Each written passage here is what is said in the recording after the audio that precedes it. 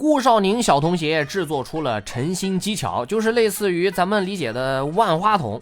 收到宋城的定金后，老顾找到了比曼曼，还了部分欠款，也表明了自己要搬出子非客栈的决定。得知老顾要走，曼曼表现的还不够明显吗？老顾，你的隐形眼镜是不是该换了？人家姑娘是舍不得你走啊！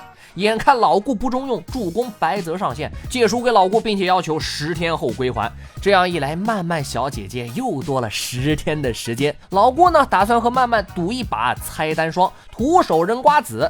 没想到这个逢赌必输的曼曼遇到老顾居然回赢。大风还是最心疼钱钱啊，你俩猜瓜子嗨了，钱钱还得负责打扫不是？抱着铜镜入睡的老顾进入了星辰之境，召唤出的白虎，这跟隔壁楚星云的白虎是一个生产商吗？老顾意外得到了什么能力呢？快在评论区留言吧，关注大风说，收获一大波。